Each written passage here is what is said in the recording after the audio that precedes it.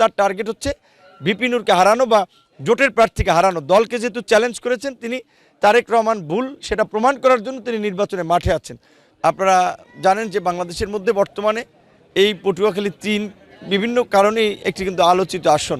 তো এর মধ্যে একটি অন্যতম কারণ হচ্ছে যে এখানে বিএনপি আমাদেরকে আসন ছেড়ে দিলেও বিএনপির একজন নেতা দলীয় শৃঙ্খলা ভঙ্গ করে দলের শৃঙ্খলা আদর্শের বিরুদ্ধে গিয়ে তিনি স্বতন্ত্র প্রার্থী হয়েছেন এবং তার তো ওইভাবে দলেরও সমর্থন নাই, নিজেরও আসলে সমর্থন নাই।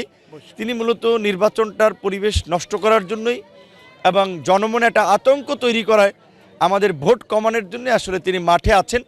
এবং আপনারা জানেন যে এই নির্বাচন বাংলাদেশের জন্য অতীব গুরুত্বপূর্ণ একটি নির্বাচন, যে নির্বাচনের মধ্যে দিয়ে আগামীর নতুন বাংলাদেশের গতি পথ ঠিক হবে। এই নির্বাচনকে বানচাল করার জন্য কিন্তু দেশি বিদেশি নানান শক্তি কাজ করছে।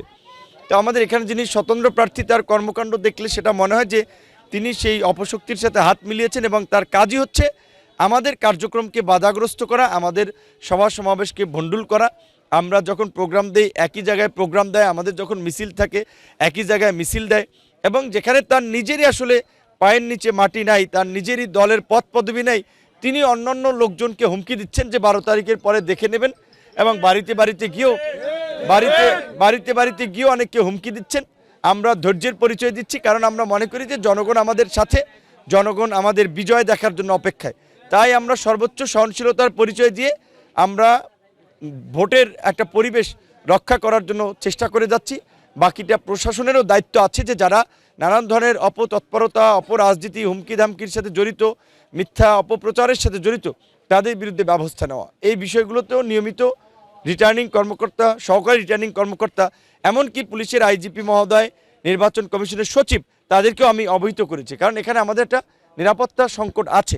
তো আমাদের সাথেই যদি এটা হতে পারে, ভোটারদের সাথে কি হতে পারে? রাতে রাতে গিয়ে বিভিন্ন জায়গায় হুমকি দামকি দেওয়া হচ্ছে। তো সেই জায়গা থেকে সাধারণ মানুষও তারা বিবেচনা করবে যে যার ঢাল নাই, তলোয়ার নাই, নিধিরাম সর্দার, পদ নাই, পদবি নাই, দল নাই, সংগঠন নাই, নিজেই দল থেকে বহিষ্কৃত, তিনি অন্যদেরকে হুমকি দিয়ে বেড়াচ্ছেন। সে এটা আশা করি যে জনগণ এতে ভীতু সন্তুষ্ট নয়, জনগণ আমাদের সাথে আছে। ইনশাল্লাহ আমরা 12 তারিখে জনগণের সমর্থনেই বিজয়ী হব।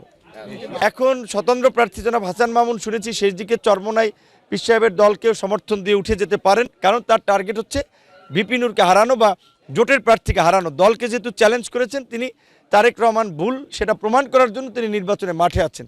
তো কাজেই তিনি কি করেন সেটি বোঝা যায় না। এমন আছে নির্বাচনের শেষ দিকে তিনি কাউকে সমর্থন দিয়ে উঠেও যেতে পারেন। সেদিন দেখেছি যে ট্রাকের পক্ষে ভোট চেয়েছেন।